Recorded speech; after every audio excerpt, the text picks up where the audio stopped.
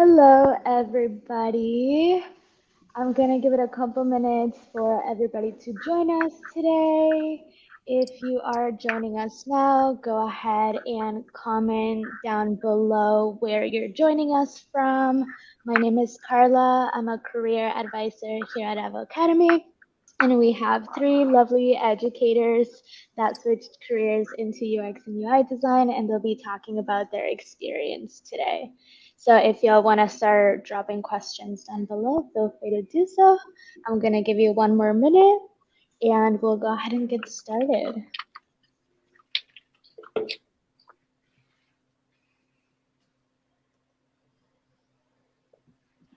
Awesome. So I'm gonna go ahead and get started. Thank you all for joining this panel today. It really does mean a lot to me. I will go ahead and ask you the first question, and it's for each and every one of you to share a little bit about your experience in changing from education to UX and UI design. So Tina, if you'd like to start, that'll be amazing, and then whoever wants to go next can take over. Sounds good. So my background was in ESL education. So I worked internationally. I also worked within like English academies here in the States. Um, and from that, I transitioned into academia, more so on the university level. Um, so that was a little bit research focused, but also focused on language learning. Um, and it was really after that experience and kind of diving into research that I started to explore, okay, these are skills that I've built. Where else can they translate to? What else can I do? And so started brainstorming, started talking to a lot of different people, and was able to have the idea of UX UI presented to me. Um, and it was a space that really did leverage a lot of my skills in terms of being adaptable, being able to observe, being empathetic. I think these are all soft skills that as a teacher you really, they're foundational. And so this is also a space where it's incredibly relevant to have those skills, and it's a very easy translation. Um, it's not always obvious at first, but it's like exercising a muscle that you have in a new way. So you have the muscle, but you're just moving it a little bit different. I love that. Muscle memory, but into something a little different. Right. I love that. Thank you for sharing a little bit about your experience. Michelle, if you want to go next, I'd love to hear from you. Sure. So I transitioned from art education. I was in, I started in daycares and things like that, but then I transferred over to the public sector, and I was an art teacher for 15 years. And I like to say that I was a really good teacher for the first 10 years, and then burnout started becoming real. And as much as I tried to avoid it and fight it and do the best to just stay enthusiastic and engaged and in love with my craft, it started to just get the best of me. So I just started during the pandemic. I started looking at other options, and I came across this foreign land called UX. And I was like, what is this thing? And I just started looking into it. And originally I just went through like Udemy, and I just took a few $20-$30 courses just to really comprehend like what it was all about. And of course, because my background is in art, it was very clear that this was a very like aligned place for me to be, because we deal with understanding design and colors and unity, and technically that was definitely a pull for me. The other pull, like like you mentioned before, is just the skills that come with being a teacher are universal. And I think often we think, like I've heard my friends, and I am sure I said this many times, is like, what else am I going to do with my life, right? Like you kind of just feel stuck. Um, and so, but really, collaboration, empathy, multitasking, everything that you've learned in the classroom comes very handy in like a business environment. And I think we position ourselves to thrive because we come with all those skills already. So that's my journey. Love that. Thank you so much for sharing. And Alex, I'd love to learn a little bit more about yours as well. Sure. So I wasn't a teacher exactly, but I was in education. I worked as a college admissions counselor. Mm-hmm. Um, and prior to that, I was also a therapist. I have a master's in mental health counseling. Decided I didn't want to do mental health therapy, went into counseling for college admissions instead. Loved it, but as most people in education realize after a little while, um, to be transparent, the pay isn't very good. There's also very little like upward momentum at times. I already had a master's, so it was like you were kind of hitting your ceiling at a certain point. And like burnout is very real, and it's also very personal. You care a lot about these kids, so it kind of trickles into your personal life as well. And so you burn out kind of quickly just thinking about literally everybody else in your life. Um, and I also came to the realization that I was riddled with soft skills, but I was very, very falling behind with hard technical skills. Every time I went to go redo my resume, and it was like hard skills, soft skills. I have no hard skills. So I learned about UX from a friend of mine in my apartment building. She had transitioned from interior design to UX design. I thought, cool, sounds good. And then I saw Carla on TikTok, and I was like, let me check this out. I'm also from Florida, so I feel like it kind of knew where I was. It showed me some things that were maybe relevant to where I was. But I saw Carla on TikTok, and I was like, let me check this out real quick. And I loved it. Um, it's just one of those things where I feel like having this background in psychology, having a background in teaching, and also that like strong desire to be more creative in my professional life, really pushed me to look into this a little deeper. Because I talk about this with mentees, is like, you could have went into coding, you could have went into anything else, like why UX? And I think that it's just that perfect combination of like creativity and like your humanistic side of yourselves, like using both parts of your brain. And I really do enjoy that. It's challenging for me. And similar to what my other peers were saying, is that I also say this to my mentees: if you work in education or you work in retail, those are the two jobs you've ever need to have to be able to do literally anything, because they're Mm-hmm. two of, I think, like the hardest jobs to deal with. Um, you manage so many things. You have task management. You have to deal with stakeholders already, and a lot of these skills are very transferable. And actually, when I was applying, I feel like a lot of the people who were interviewing me really enjoyed that I had an education background. It was a bonus to them. So it may seem like so different, like being in the classroom, but it's really not. A lot of the skills that I gained from working with students, working with school administration, and also all the tools that you have to use when you're working in schools, has been so beneficial. And I really find myself still, I think, what we were saying before is muscle memory. I still find myself doing all the things I was doing before, just the tools have changed. And maybe my boss has changed, but a lot of it is it's reminiscent sometimes, but in a good way. That's awesome. And do y'all think it was like what was the hardest part of switching into UX and UI design coming in from like that academia background? And what was the easiest part of it? Whoever wants to go first can take over. I mean, to continue with the muscle theme, like growing pains a little bit. So giving yourself the space to do something that at the core of it you're capable of. But I think as adults, we don't grant ourselves a lot of grace for that. Mm-hmm.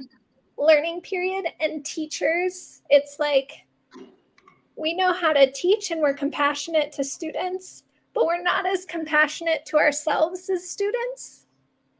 And I think we have different expectations of ourselves. And so that transition space of, okay, I'm doing something new. How can I be relevant? Can be challenging and can be a moment, like a kind of existential moment for yourself. But I think once you start drawing the lines between spaces, so I found it helpful of how can I talk about what I used to do with this new vocabulary. So whereas now I'm thinking about user needs and how do we adapt to create a space that's more conducive to what our users actually want to accomplish. Within teaching, you have to adapt to your students. You have to make sure that you're presenting things in a way that they're able to accomplish what kind of classroom goals you've set for yourself. So I think when you start drawing those connections, you get to, it becomes a little bit easier to say, okay, what I've done is very relevant for this space. That's awesome. No, and I agree with you a lot. I think like we can be our biggest critics, like ourselves can be our worst critics, and it can be really difficult to not only just think about like taking the leap, but also like how that leap is gonna look like, because it looks differently for everybody. So I love that. That was very like it moved me a lot because I feel like I deal with that learning new things all the time. It's a struggle sometimes, but awesome. So, Alex, if you want to go next to kind of mix it up a little bit. Sure. So the hardest part, I think, of transitioning, and maybe this is not really like industry specific, I'm sure everybody feels this way transitioning into a new career, is the imposter syndrome that comes along with it. And this may contradict what I just said about my like potential employees and liking that I was in education. But I also feel like there's this weird thing where if you're in education, people like, yeah, they love teachers, but they also kind of like pity you a little bit and think that maybe you don't have a lot of skills. That's just my personal experience of feeling like you're a teacher, like, oh, you know. And so it was the imposter syndrome of feeling like I had to overcome these hurdles of being like, yeah, I'm tech savvy. Like, yeah, I can do the things. I can talk to developers. But you know, those first I think the first day I went to that I started my job, I was like, holy crap, like what am I doing? Like everybody's gonna know I'm fake. Everybody's gonna know I don't know what I'm doing.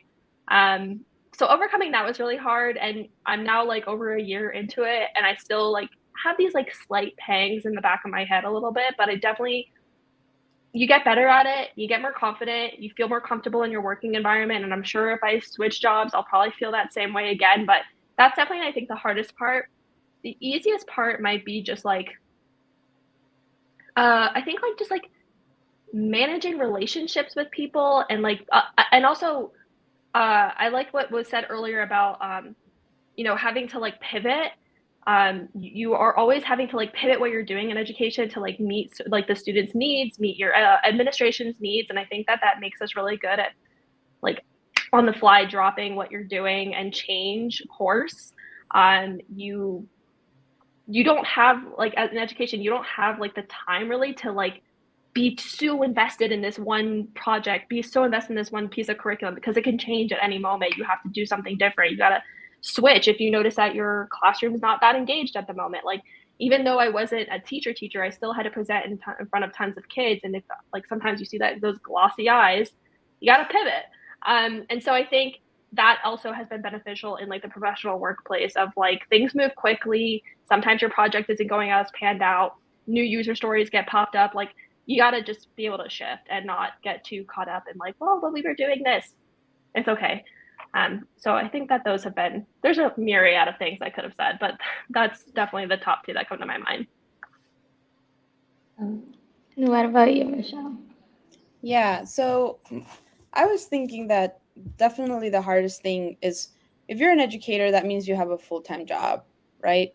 You're at work all day, you're probably maybe a parent, maybe not. So you're having to juggle life. And so, in unless you have the ability to be a full-time student and go all in 100%, like life gets in the way. And so I think that was really just the toughest, to make really the decision, because that's all it is. It's like make the decision that you're worth making a change if that's what you're ready to do. It's like the 5 stages of behavioral changes, right? Pre-contemplation and all the way to action and maintenance. Like I don't know all the other steps, but um like anything that's like worth doing, you got to just do it, right? And so if you're ready and you're ready to make that change and to go into UX or coding or whatever, you just have to commit. And that was really the hardest part, because I was coming home, I was doing lesson plans, I was doing my projects. um like life happened, like I had a tragedy in my family that happened during this whole process. And so um but like through it all, the like determination and like knowing that, having grace with yourself and knowing that like you have a goal to achieve, and getting to that, um it was really difficult, but it was really worth it for sure. And the easiest part is very I mean not dealing with 700 kids a week. I mean, I love kids, but it was overwhelming, right? Just living. The easiest part is having a life that is more balanced, right? Like having time to go to the gym, having time in the middle of the day to have lunch, like that is priceless. I mean, especially being in such a crammed environment before. Yeah, no, that sounds amazing. And I was gonna ask that too, like, was the change worth it for y'all? Like, and why was it worth it? Like, what was it about the changing careers into UX and UI design that you're like, it was worth the time, the effort, the pain? Because sometimes, you're sacrificing different things to achieve that goal. So whoever wants to go first, they can. I'm already here, so I'll just go. Yeah, I mean, it was one of the best investments I've made in my life. I think Avocademy, I mean, that we're here for Avocademy, so I'll just like plug in that like uh the first course, which is Jumpstart, right? Jumpstart. Foundation. No, Foundations was really good, but what was like invaluable was Jumpstart, because I mean, imagine think about how we all got out of college and then we're all like flailing along, not knowing what to do and how to do it.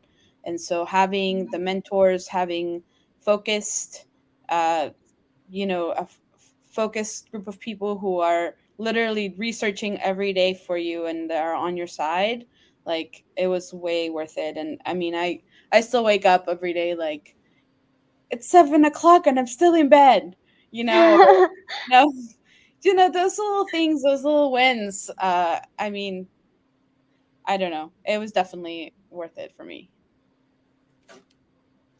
I'm happy to hear that. I can go next.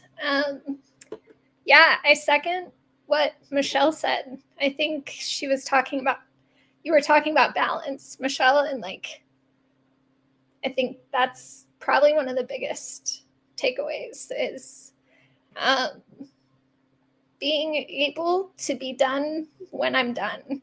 I think with teaching, you have this concept of a schedule, but that's never actually your schedule.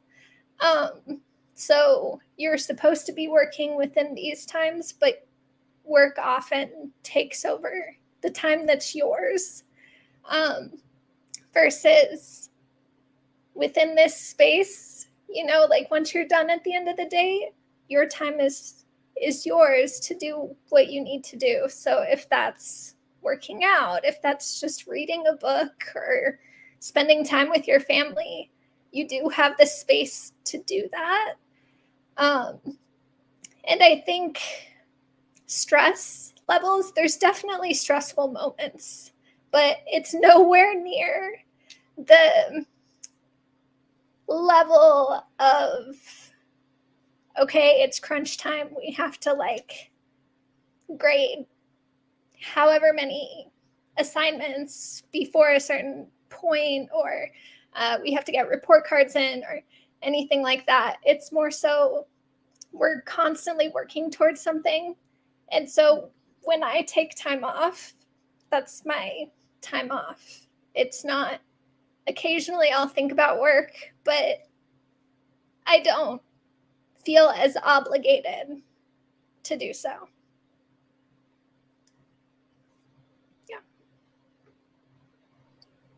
Yeah. To ask if this was like worth it, 100%. Yeah, it was definitely worth it. I'm gonna be totally honest. I'm not like a live to work kind of person. For me, work is to sustain a lifestyle and like, whatever in this rat race that we're in. But in the last few months of me working in my previous role, I was just miserable, like absolutely miserable. And it was, I'm in Career Jumpstart too, and it's like I could see the finish line, I could see the ending, but those last few moments where you're just like, God, am I ever gonna get out of this? Am I ever gonna move on to something else? And I'm sure a lot of people can probably relate to this feeling of just like, God, I can't wait to not ever do this again. Which sucked because I really enjoyed it at one point in time. But then I don't feel that way at all about my job. There hasn't even been a single moment where I've woken up and been like, oh, work. Like, yeah, it's work and I have to get up and I have to do it, but I'm not dreading it. I love my team. That's also an important part of it, of course, too, is that the work culture has to be conducive to your happiness. But it's so not this feeling of like dread at all. And I was definitely in that place. And not to mention also, yes, the flexibility of I can go take a little hot girl walk to Starbucks in the middle of the day and nobody's bugging me about anything if I want to. And vacation time is my vacation time. I can definitely relate to, working over your hours. There'd be times where I'm on the phone till 10 p.m. at night talking to a kid about their college essay. And it's like, damn, I got a life too. But like, that's just part of it. And I don't deal with that at all anymore. And it's just so nice. Not to mention the fact that like my whole life, not to be like fake deep, my whole life changed because I completely more than doubled my salary. And that is life-changing amount of money. When prices are rising, and that really was the moment where I was like, I have to do something about this. And it's really good to know that like I can sustain myself and I can take care of myself with the career path that I've chosen to go on. And it's just it's just a great feeling to know like I can do this, and like I don't feel like I can see myself doing this for the long haul, and I don't hate it. And we'll see. Ask me again in 10 years, but for now, I'm really enjoying it. I'm very happy, and it was absolutely one of the best decisions I've made, and I'm very proud of myself and proud of everybody for going forth with this. I'd love to hear stories like that because I feel like not a lot of people get to hear it. Like they might see it on TikTok, like somebody changed careers and they show a day in the life and like what that looks like. But it's pretty much like waking up, making coffee, maybe going on a walk, and then sitting by your computer. It doesn't really explain the process of it. So I'm very thankful that y'all are talking a little bit more about what that lifestyle can look like, because sometimes we get stuck and you work as a teacher, you work literally 24 hours and you don't know that there's something better out there. So when you can see it from other people, it can be a little more encouraging to take the leap, either if that's to break into UX UI design or be a developer, or even if it's not tech related, so I appreciate that. We do have a couple questions from the viewers, so I'm gonna start spotlighting those so we can get to as many questions as we can. I got excited asking y'all questions. Okay, so this is the first one. How long did your job search take? Is ageism a real thing to consider when switching careers? So whoever wants to take over can.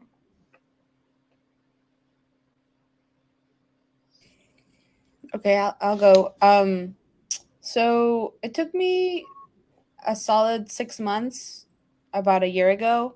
I know the market is different now, so I don't know, what the stats are there.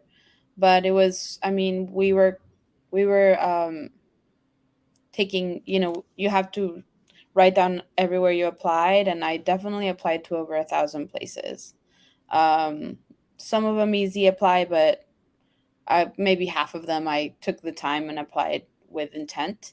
Um, I think ageism can be a problem in some cases, unfortunately, but I think it all kind of goes back to imposter syndrome to a little bit, right? Like, and what you project. And so part of it is just showing up in your interviews and with your team and give just showing your worth, showing your worth and that you're worth it and that they need you in their team. And so trying to combat some of the ageism like uh, issues that come in, because sometimes we block our own selves, like we think like, oh, because I'm queer or because I'm a woman or because I'm 40 or whatever. But there's a place out there for everybody, right? Like you just have to like believe that and then find the place that fits for you. Well, Tina, do you want to go next? Yeah, sure. So I was probably one of the earlier cohorts of Avocademy. So it was before the market went down. So mine was pretty quick. Um, and I got it through networking. So I was still in Career Jumpstart when I got my offer, which doesn't happen all the time, but I'm always a big plug for networking, just because I think you never know. So, like going to meetups, UX meetups, joining Slack channels, these types of things to network with people with similar interests to you is always helpful because you never know. Maybe that person can advocate for you to get a position, um, and shorten your time frame. In terms of ageism, I think it's not just an issue here, though. I think it's an issue that kind of exists. But what I will say is I have worked with people that are further along in their careers, and have changed careers. And you can always leverage that experience, especially as educators. There's ed tech, educational technology companies, and you coming in with an educator perspective is incredibly valuable. So if you have 10, 15, 20 years within a classroom and you're designing an application about learning, that's really valuable to them.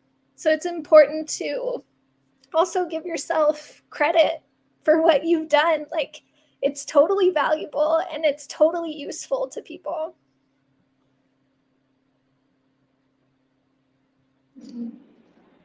Alex? So, yeah, I think my job search process was very quick.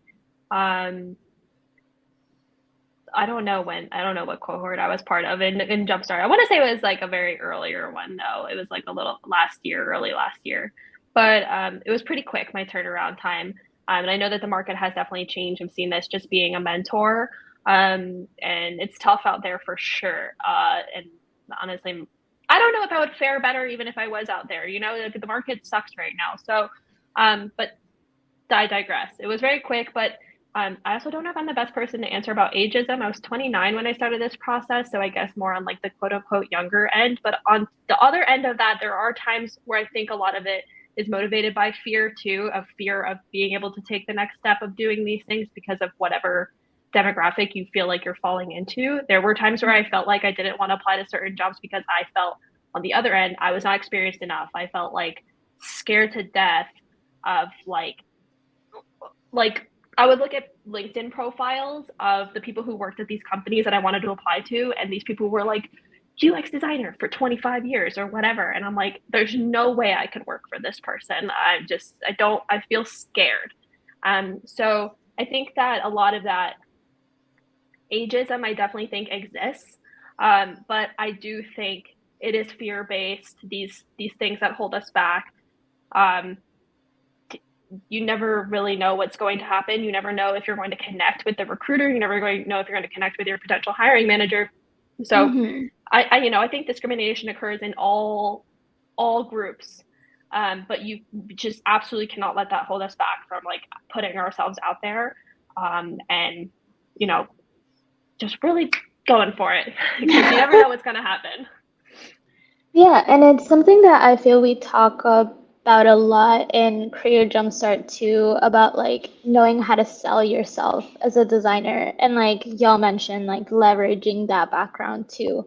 Like I feel so I don't know if I'm one to be commenting a lot on like ageism and stuff.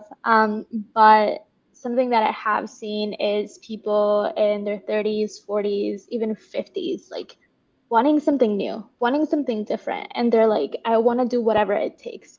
Like, it doesn't matter what it is. I want to switch careers and live a happier life.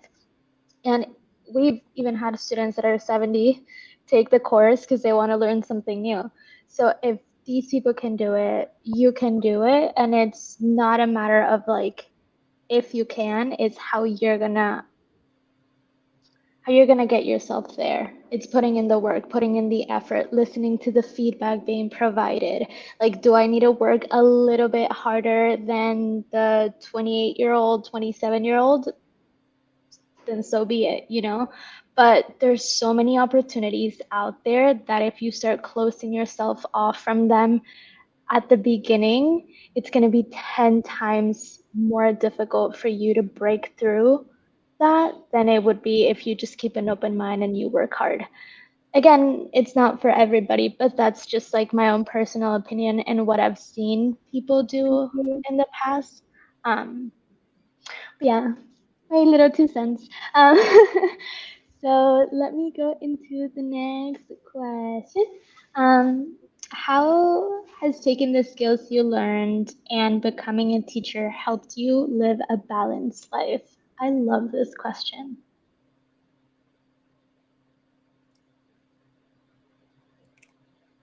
I think for myself, patience, like, I learned a lot of patience in a classroom. I learned how to cultivate compassion and cultivate conscientiousness of, hey, not only how can I be conscious of my students and their needs, but also how can I help other people buy in to the value of caring about everybody else. And I think within the teaching space, a lot of times you do have that secondary role of imparting, like wisdom, ethics, things like this of goodness, or also just, how to treat people. And within this space, it's all about understanding, okay, how do the people that use this product want to be treated? What are they trying to accomplish? How can we help them accomplish that? And you do get that same sense of satisfaction. It looks different from, when you're working with a student and they accomplish something, or you see growth. You can see that within a product space. You can see users become more engaged. You can see them become happier with the product itself. And I think I'm so thankful for my experience within a classroom and teaching, and understanding also how to share information when you're presenting to stakeholders. How many times have you? I'm not saying stakeholders are like children. but like sometimes you do have to know how to talk to different types of people. And within a classroom, you're building all of these skills. And I think like knowing where I came from and that I was able to do that, and I loved that, lets me see, okay, and now I'm in a new space, and I like what I'm doing here too. And that was part of my journey to get here, and I'm so glad that it was, because it really did build me as a person who could thrive in this environment. I love that. That was so good. I'm like, it's so sad. Michelle, do you want to go next? Sure. I mean, I'm gonna piggyback off of patience. I think I used to say, I used to say this in the classroom: if patience was money, I would be rich. And and I mean, it's coming in handy. I'm not rich yet, but I'm getting there. you know. But yeah, I mean, patience, because you're I think it's definitely a skill that comes in really handy for many reasons that you talked about a minute ago.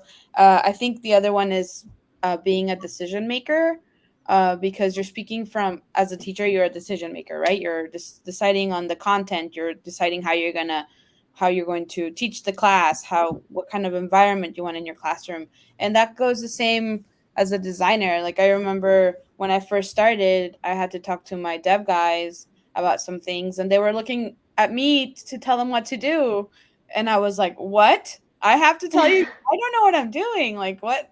But finally, once you get comfortable and understanding that you're speaking for the stakeholders, you are like the vessel between the idea to the actual product, and you get to make a lot of interesting decisions, and that's a skill that you have to have in the classroom and that you have to have as a designer. And then the other one I was thinking, what was it? Balance classroom. I wrote all my notes down because I forget. um, yeah, I mean, I think just as it was said before, just collaboration as well. Just collaboration in general is always good. You're going to be dealing with people who are very alpha. You're going to be dealing with people who are very beta, zeta, whatever, like, which is what you get in the classroom as well.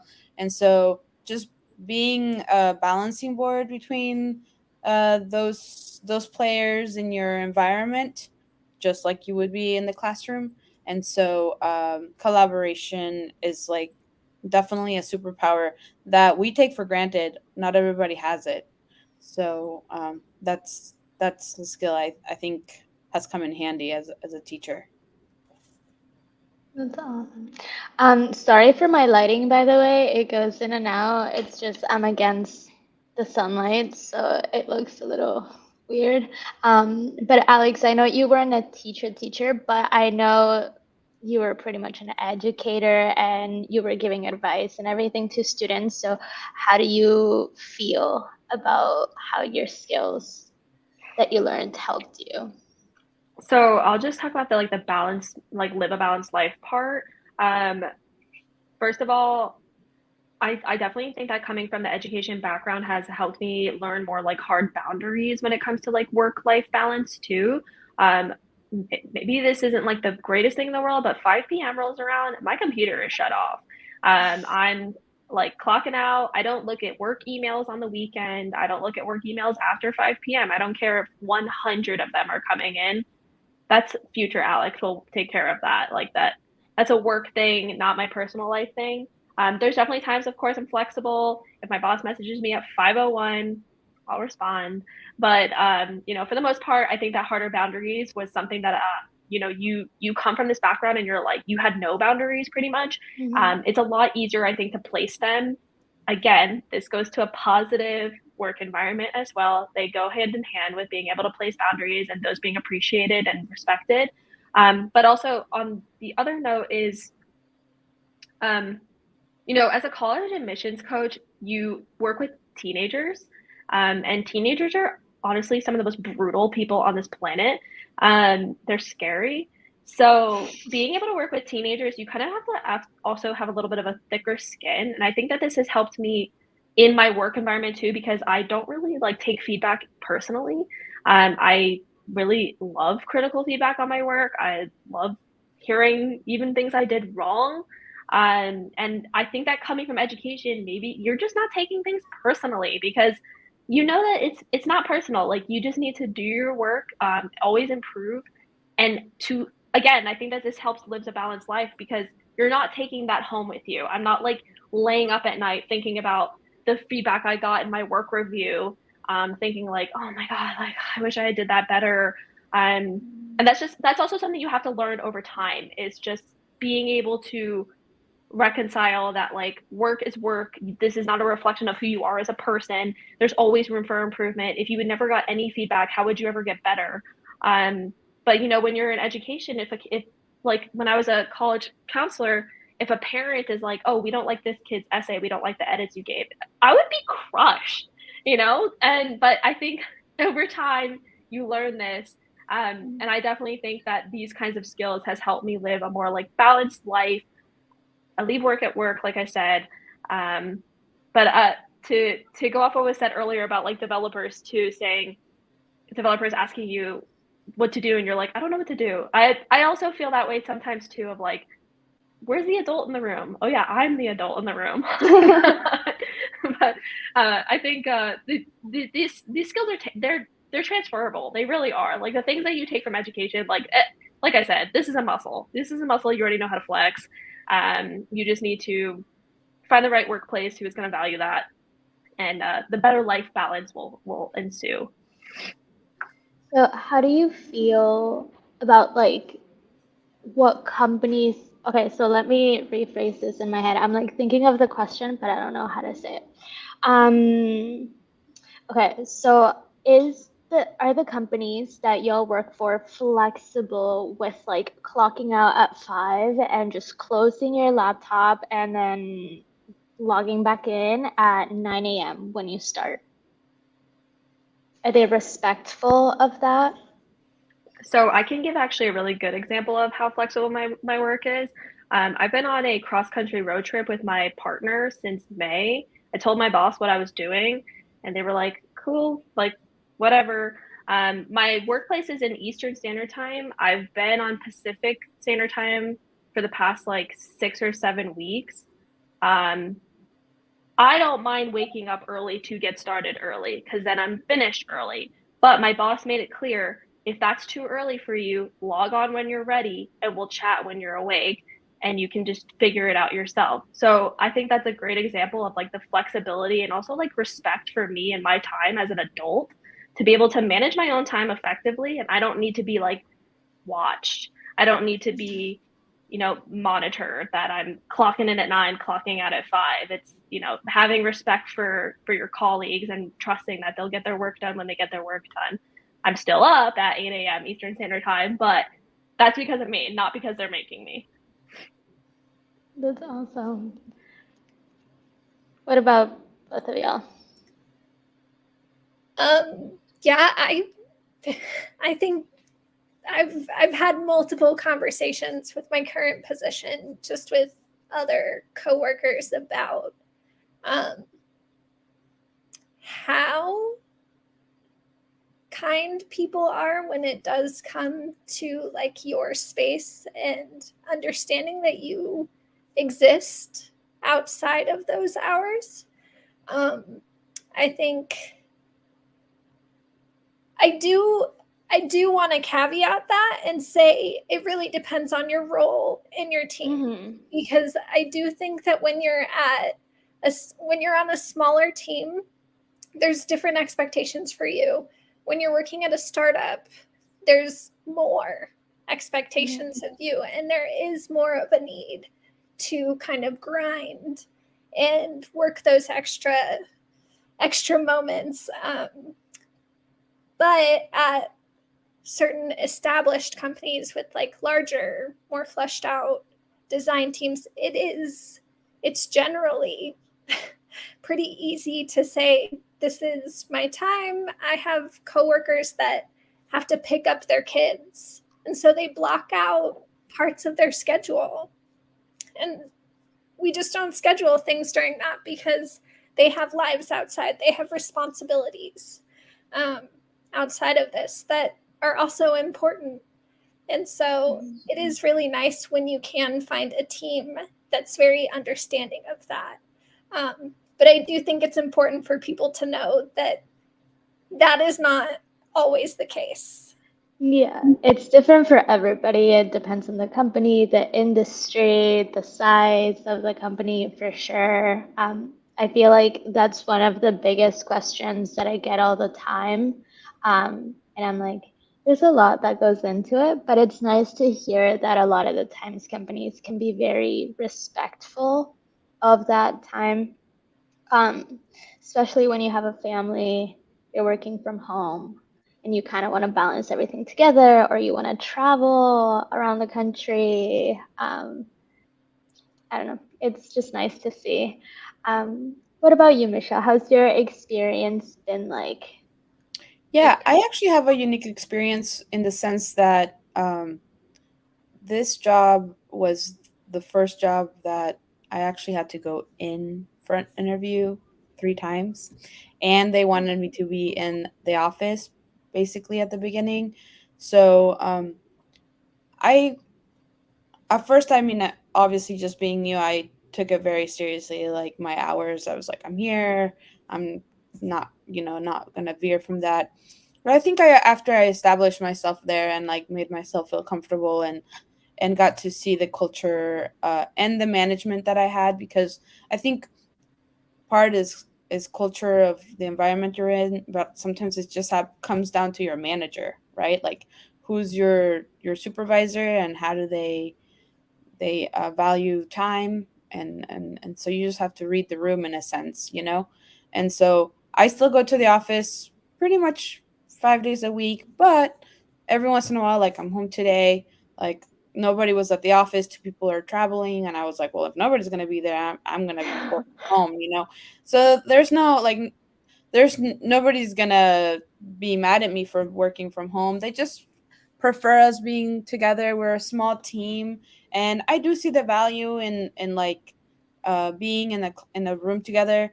My developers are all remote, and like I have 5 of them, and it's really hard to keep in my head. Like they don't even show their face in the camera, so it's really difficult to create not just relationships, but like working relationships to be able to really be like, what does this people have to bring to the table, and how can I access them? And so, when me being at the office actually has created really good mentorships, really good relationships, and I really kind of value it. Although I also value the flexibility of when I need to go to the dentist or whatever. They do honor that, and I don't have to put it on my, you know, take out my hours on off because I have an hour that I need to take off or anything like that. So that is really valuable. Um, so yeah. That's awesome. Well, thank you all for sharing about that experience. Something that you mentioned was about like the developers turning off their camera during meetings and stuff. And it's funny that you say that because I know people that work in Web3, and there's something about working in Web3 that during their meetings and everything, they never turn their cameras on, or they have like a funny meme as their profile picture and things like that. I'm like, that would give me anxiety. I have to talk to people. Like, if not, I can't. But it's funny to see that. Awesome. So I have this little question for y'all. Can you share a specific project or challenge from your time at Avocademy that had a significant impact on your learning journey?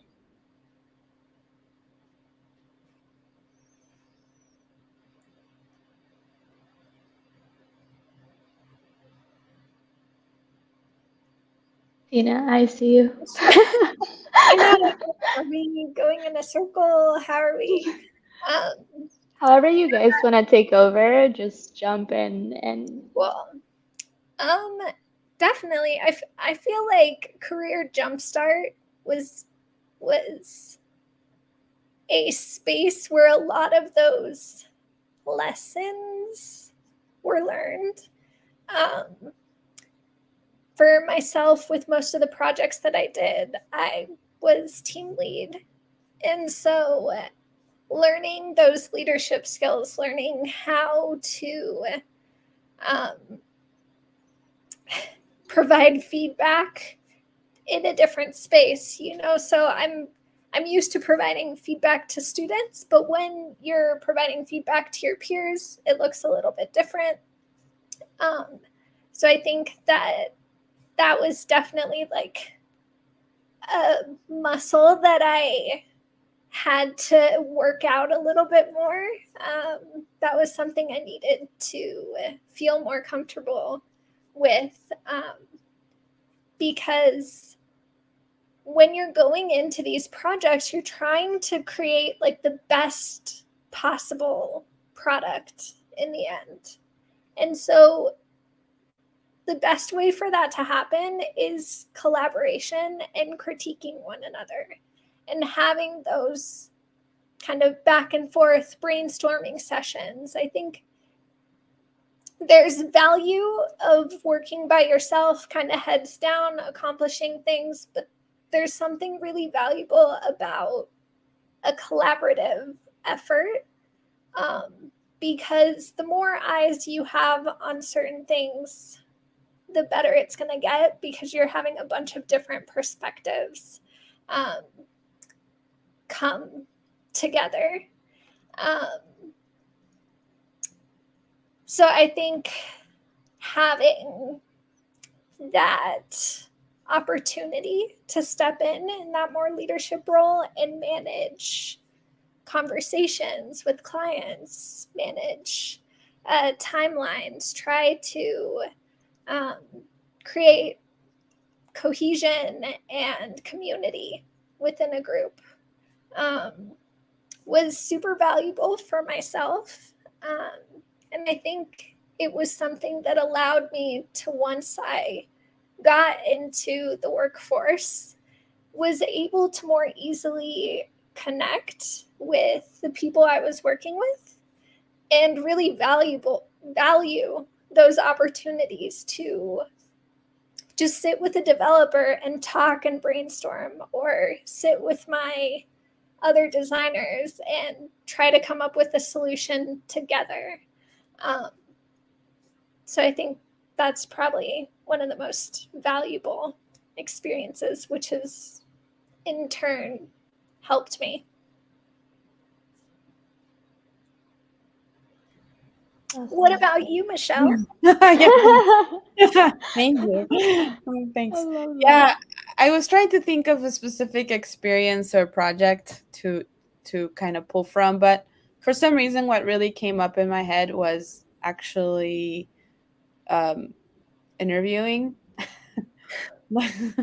Interviewing, and actually like the process of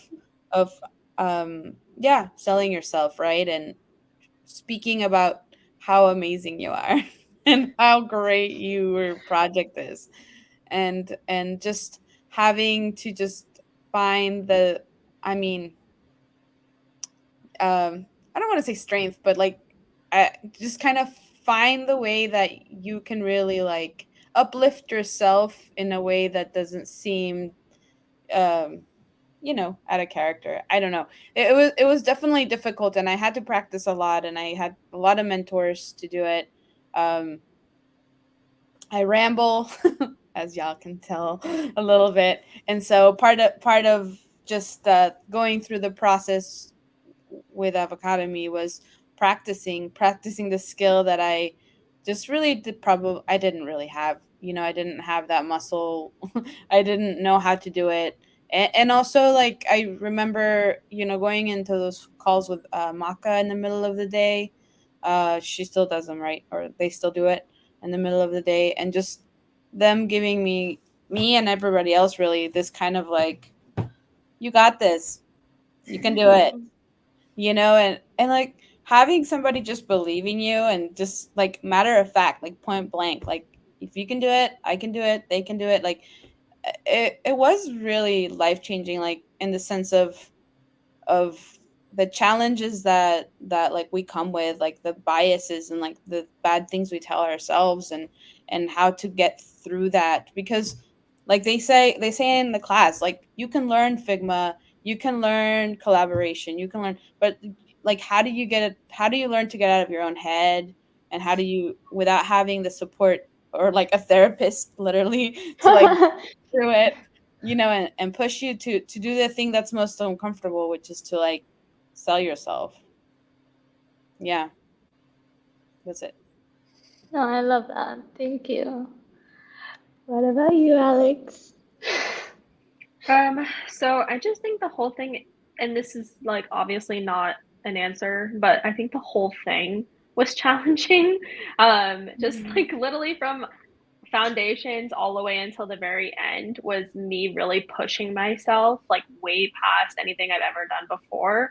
I was working full time while I was still doing it. So it's like, God, it's hard. And it's also like mentally taxing too, to just feel like you're learning something so new. And I remember looking at my foundations project and be like, God, I suck.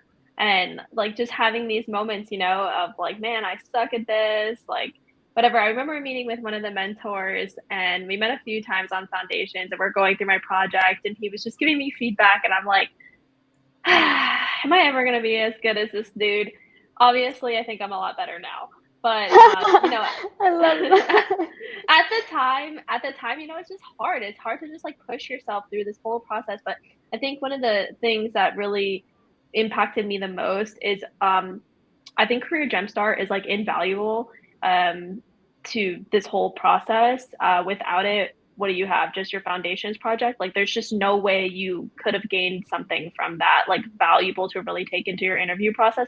Not to say that foundations is not valuable, but the real work experience that comes with Career Jumpstart is like, I couldn't be more thankful for it. And like working with all my other team members, like, yeah, we're all junior designers, so we're all kind of learning from each other. But seeing what my teammates' strengths were, and then comparing that to my own like strengths and areas of opportunity that I had too, it was just like so great to see somebody who had a strength that I really wanted, or maybe somebody saw something in me that they wanted to work on too. So it's just like, just having that collaborative space to be able to talk to each other.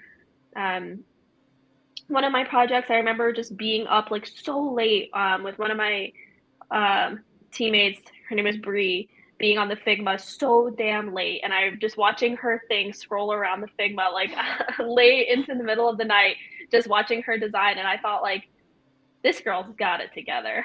But she was probably also doubting herself at that time too. But it's just that was invaluable to me, just learning from everybody else. And now as a mentor, I still find value from talking to all the other new designers coming in. And the whole thing has just been, like I said, this isn't really an answer because I'm saying all of it, but it's just everything's just been, it was very impactful to me. And that's why kind of like I'm still here and I'm still like working with Avocademy as a mentor too, because I feel like it really impacted me greatly.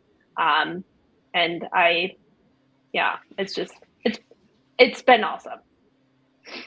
I'm really happy to hear that. And honestly, I get that question all the time. Like, what's more beneficial, foundations or career jumpstart? Like, what's that process look like? And I'm always like, you can take foundations. If you do the independent work, you can definitely find a job. But the value of both of them together, the value of Career Jumpstart, working on a team, having mentors review your resume, your portfolio, and just like be the support that you need.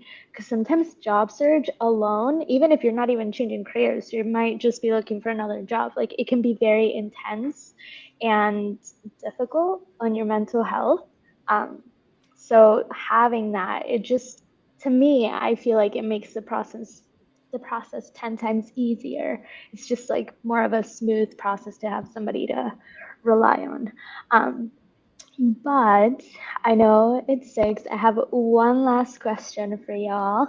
And that's going to be if you could give any advice for any educator out there looking to change careers into UX and UI design, what would that be? and why?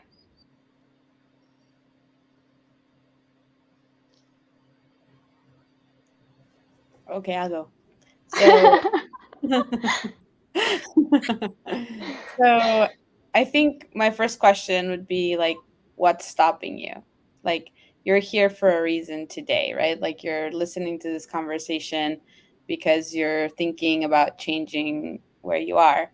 So just ask yourself, like, where do you want to be? How do you see yourself in 5 years, 2 years, 10 years? And can you be an educator for the next 10 years of your life? Like, when I asked myself that, I just knew that the answer was no. And so at that point, the only option for me was to like push forward and do anything I had to do to achieve my next goal. And when you have a goal, but you also have a support system that helps you achieve that goal, it's so much more worth it. And for me, Avocademy, that support system was there from day one uh, till day 100 because I've graduated. I'm, in the work world now. I got to meet some Avocademy people yesterday. They were here in my town. Like, it's completely just revolutionized like my experience. And I'm hopefully gonna continue being an advocate for you guys for our academy because it was life changing and I didn't even know what UX was 3-4 years ago. So so good luck, and I'm on LinkedIn if anybody wants to connect with me. And yeah, that's my spiel. I'd say advice would be know that you are needed and valuable in this space. I think as educators, we bring a different type of perspective, which is incredibly helpful when it does come to UX. So, kind of reframing narratives in your head of you have these skills that can be used in other spaces and are incredibly valuable. I think it's important to give ourselves credit for that as educators because a lot of times we can feel stuck or like, hey, this has been my life for X amount of time. What else can I do? But there is so much space for us because we just bring something really unique. So I think that's like a fight call or something like that for come on, we can do it. And then for advice, just don't be afraid to, as Michelle said, reach out to people that are in this space. Reach out to people that you see have similar backgrounds to you. Just ask to connect. I think because we come from an education space, we tend to be very open when people do ask questions. So if you ever do see someone working in a company that you're like, I would love that, and you see that several years back they were in a classroom, don't be afraid to send a message, to ask to talk more. Don't be afraid to reach out to us to ask more about that transition itself, because it has been valuable for us, and so we're happy to kind of share that experience with all y'all.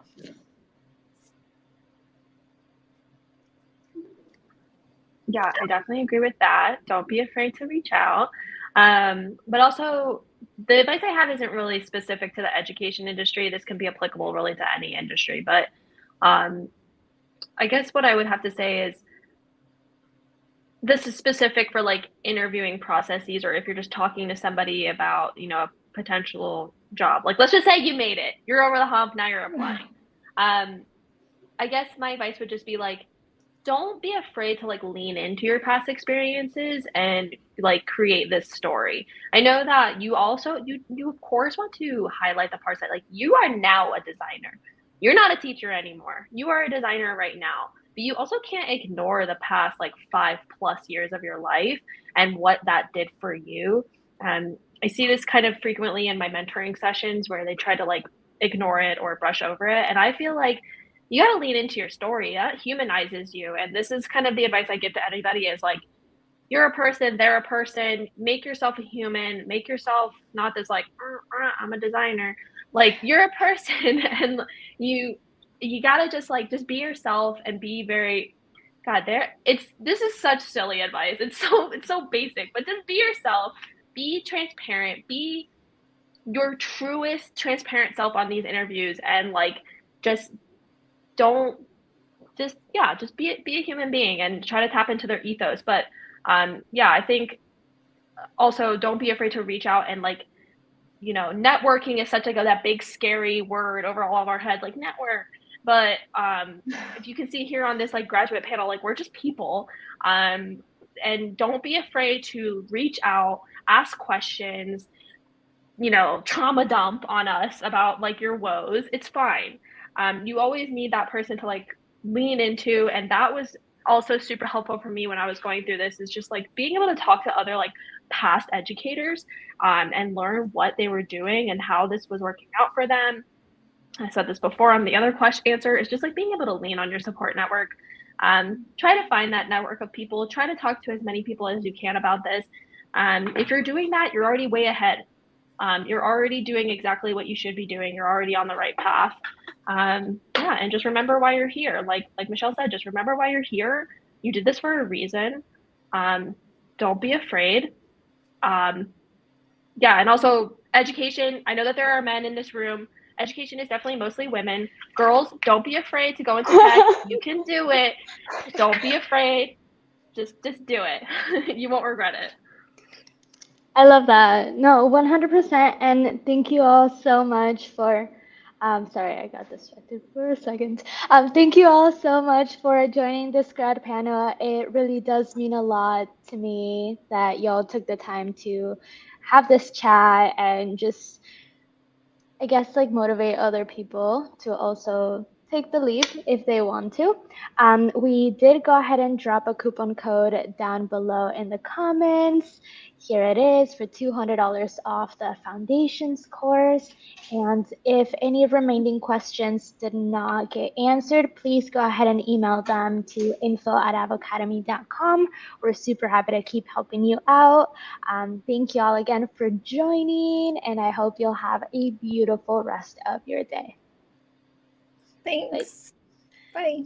Thank you all. Bye bye.